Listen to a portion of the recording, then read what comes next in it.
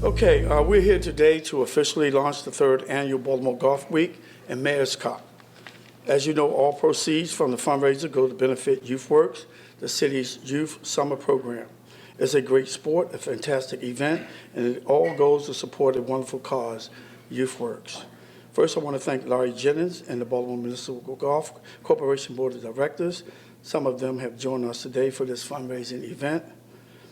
We need more creative thinking like this fundraiser to help provide as many summer jobs for our youth as possible. Baltimore City Youth Work is one of the biggest and best summer job programs in the nation. Young people learn job skills and often begin careers by being engaged in quality jobs in all workforce sectors. Government simply can't meet this huge demand alone. Businesses and nonprofit support is needed now more than ever. Companies and organizations can interview and select the best candidates for the jobs. Businesses can hire directly and or donate so youth can be placed at other locations. Youth Work gives businesses the opportunity to shape the future workplace, and Youth Work provides an economic stimulus for Baltimore City since most earnings are spent within our community. Thank you again to the BMGC and their board and to our hardworking team over at the Mayor's Office of Employment Development. And now we'll hear more from their director, Jason Perkins-Cohen. Good morning. Thank you, Mr. Mayor. Of course, today we have our first dusting of snow. There's a nip in the air, so it's a great day to talk about summer and golf. Believe it or not, 3 weeks from tomorrow, January 2nd, will be the day that the Youth Works portal opens, and we know that thousands of young adults will register for a summer job. So that I don't forget, the website where they can register is youthworks.oedworks.com. The portal isn't open. You can go to the website, but it'll open on January 2nd. The city's summer jobs program, as the mayor said, is one of the largest in the nation. This year, youth will start working on June 29th. And just like in previous years, they will work for 5 weeks, 5 hours a day, for 25 hours a week, total of 125 hours over the summer. Those are the minimums. And they'll work in all kinds of jobs. Sometimes I hear occasionally people think that they're just city government jobs, but actually those are less than 20% of the total jobs. They'll work in all kinds of occupations. They'll be camp counselors, they'll be legal assistants, they'll work in hospitals, they'll work in banks, they'll work at rec centers and farms. Most importantly, they'll learn all kinds of skills. Everything from metalsmithing to robotics. And they'll also learn things that we sometimes refer to as soft skills. So they'll learn things like customer service, they'll learn job readiness, and they'll be provided financial education. Last summer, just a few months ago, we were able to offer over 8,600 young people a job. Again, it's one of the largest in the nation. In total, they worked over 800,000 hours through this program, doing all kinds of things for the city. Imagine all the good stuff that they're doing, and they were paid for their work. This is not an unpaid internship. They're paid minimum wage. This summer, the minimum wage will be, it's not today, but it will be by next summer, $11 an hour. Last year, young people in total earned over $8 million that we put in the pockets of young Baltimore, which is terrific. We're already hard at work at preparing for the next summer. Our staff, literally this week, as I talked with the mayor yesterday, are going into high schools, not just to talk to them about registering, but to understand what their career path wants, what they want their career pathway to be, so that we can place them in the best job. We're thrilled to partner with the Baltimore Municipal Golf Corporation, who are sponsoring the Mayor's Cup again this year. And again, the portion of the proceeds will benefit YouthWorks. As the mayor said, this is critical. The more people that play golf this summer in the tournament, the more fun that they'll have, and the more that young people will have an opportunity to work. It's a triple win. So thank you again. We're excited to work with you all, and I look forward to a terrific summer. Thank you.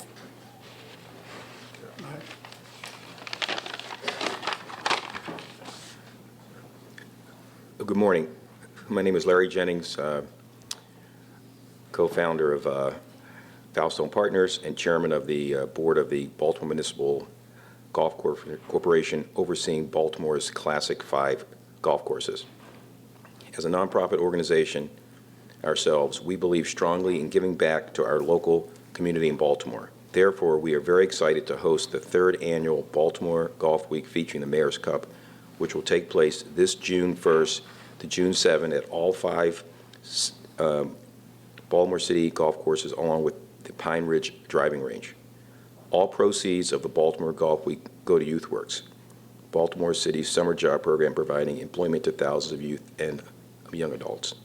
I can tell you that I personally benefited from a Baltimore City summer jobs programs about 40 years ago. So I look forward to raising funds for Baltimore City's YouthWorks program, and we are looking for other corporate partners and sponsors to participate in Baltimore Golf Week to help our area youth and hopefully have some fun too. We encourage everyone to visit our website at classic5golf.com to see how they can get involved. A few of Baltimore's Golf Week's featured events will be there will be $1 million hole-in-one shootout at the Pine Ridge driving range, a $50,000 hole-in-one shootout at the Forest Park golf course, and the Mayor's Cup itself will take place on Sunday, June 7th at Forest Park. I'd like to thank all the other board members and advisory board members and staff of BMGC and the Mayor's office that make this happen. Thank you. I want to thank Jason and Larry for all their help and their hard work. Any questions about Baltimore Golf Week, the Mayor's Cup, or YouthWorks? Do you know what the funding's going to be for YouthWorks? Like what's set aside already for next Set asides? for summer? I'm going to have to get back to you with that. Can you answer? Yeah.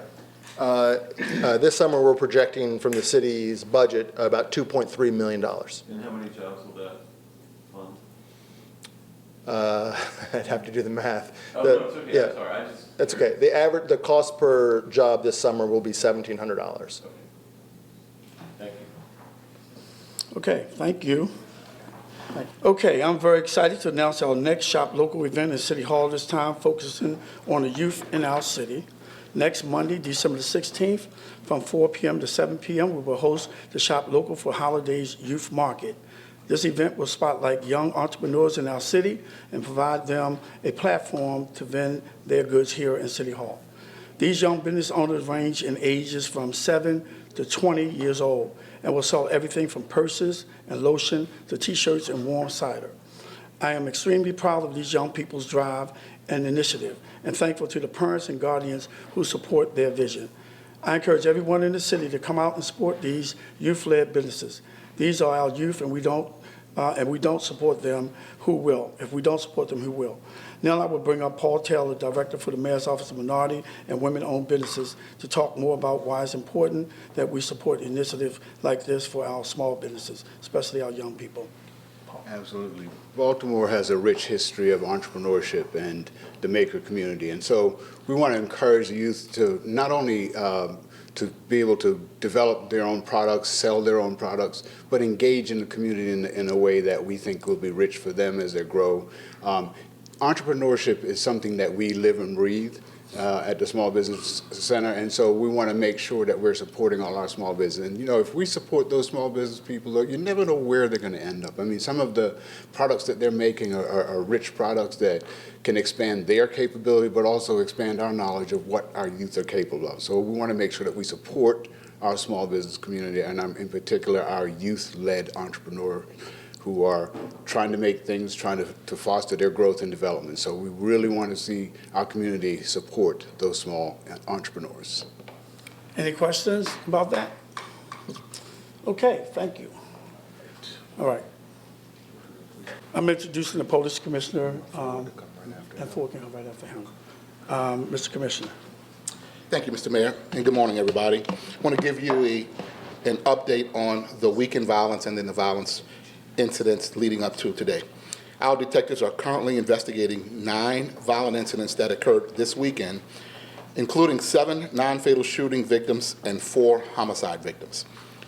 It's important to note that one of the homicide victims was stabbed inside of his home. This case is cleared with a warrant for the arrest of the perpetrator of that crime. 2 of the 7 shooting victims from this weekend accidentally shot themselves, so it's a self-inflicted wound, though the incidents still get reported as shootings. Since Monday, we have had 1 homicide and 5 non-fatal shooting incidents. Again, one of the 5 non-fatal shooting incidents was again self-inflicted, where the victim accidentally shot himself. So our detectives are asking anyone with information about any of these incidents to contact police right away or call Crime Stoppers at 1-866-7-LOCK-UP. Now, from Monday to Friday of last week, there were 17 fires reported in the southwest and southern districts of our city. 5 of these fires have been ruled as arsons, and the others remain under investigation.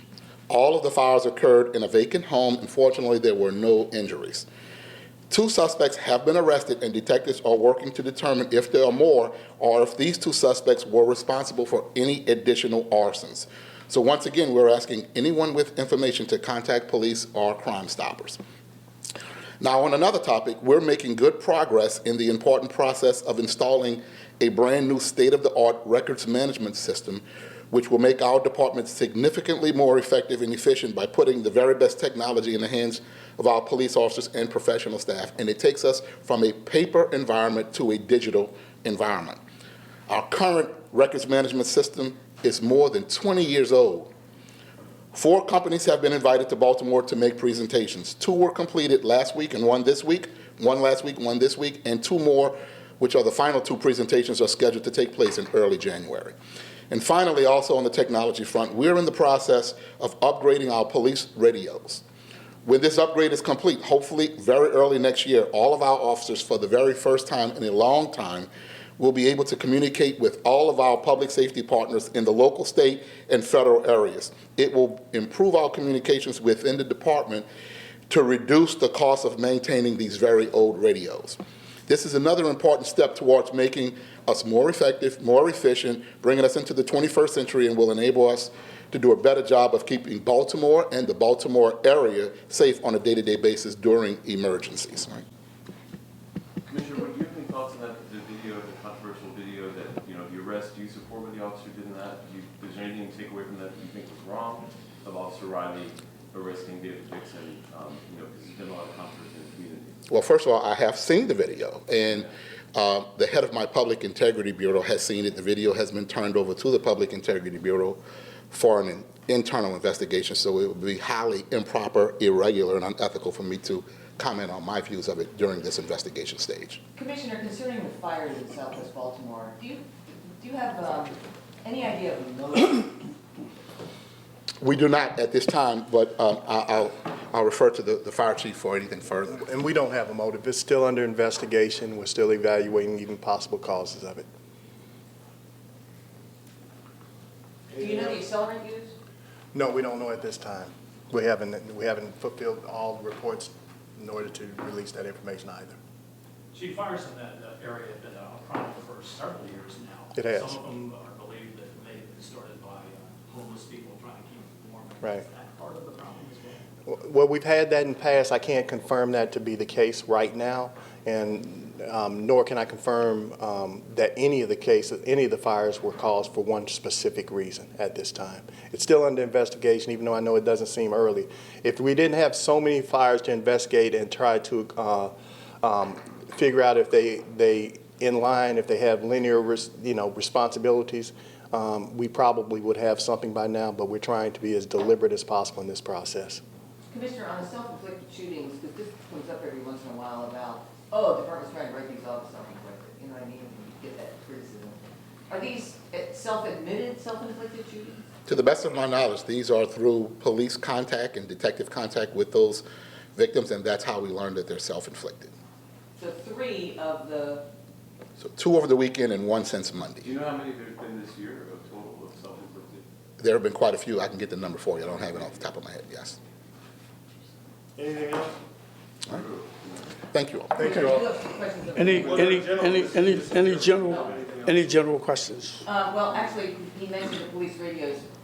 Mayor, the controller and the city council president today abstained on the vote for the purchase of these radios because of the involvement of Grant Capital Management. Well, we had discussions with the finance department, the law department, and the police department, and they advised us the importance of moving forward because, as the commissioner just stated, we need to make sure that our radios are in good working orders where we can connect with our partners. Do you have concerns about continuing to do business with a company that has? I'll defer to the law department. Good morning. We are constantly monitoring our contracts. There are certain allegations out there that we will be paying very close attention to. The investigation is continuing, but at this point, they're just allegations. And I don't think the mayor or the council want to run city business on the basis of allegations. We need to wait and see what develops. And as the finance director knows, we have remedies available to us to disbar or terminate contracts that are the product of illegality. So the law department has no concerns in that regard. Anything else? Any more Mayor, questions? You would have no problem voting for. I defer to the law department. I defer back to the law department or to our finance department. When you were city council president, did you recuse yourself from any JP grant votes? Should you have? No. Henry, can we ask you a question about just the general idea of these kinds of arrangements, which is not unusual in municipal government, we understand. How much business does the city do that uses JP Grant as the master contract, the purchase contract or lease contract? To date, approximately 135 million. Examples would include vehicle financing and other types of financing agreements, primarily for vehicles. What's the benefit to the city in these agreements that, they couldn't do it directly? Or Leasing versus outright cash payment. but the city couldn't do leases without a middle person like JP Grant? I'm sorry? Well, I don't know, does he handle, can you explain how he does the lease just a little bit? 'Cause I've always wondered about that. He handles all these leases.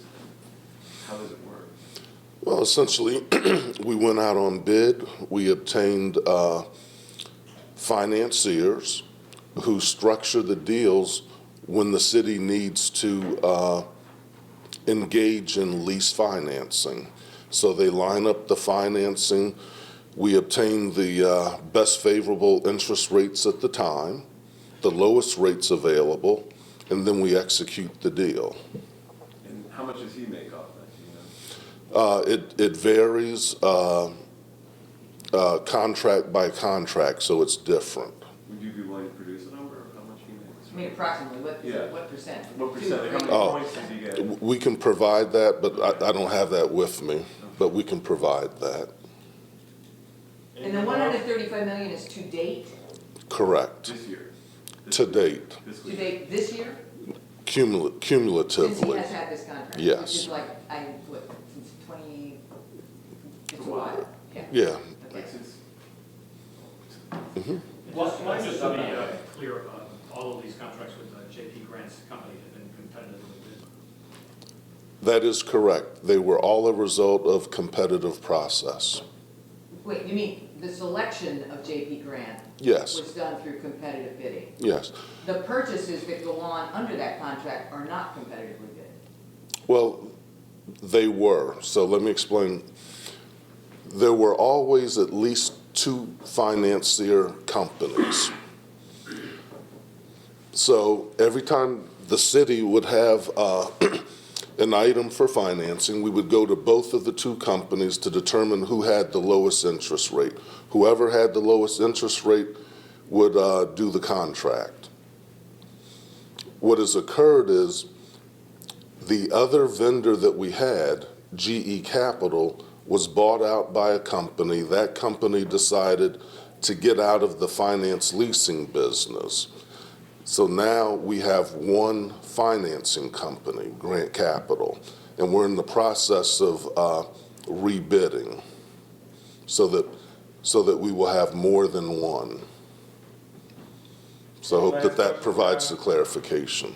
Was the other item, I believe it was on page 75 of the BOE agenda for the forklift, the $171,000, is that also through Grant's company, the master lease? I don't have that in front of me, but if it's master lease, the answer is yes, Anything on that's master lease is JP Grant. at this point in time. It's just a quick question. All right, this is the last question, Okay, Steve. Sun reported that Poppleton TIF is underwater. Is the city paying the interest on the bonds or the bonds for that TIF, for the $80 million TIF? I'll have to research that and follow up with you. Thank you. All right, thank you. Yep, Thank you. thank you.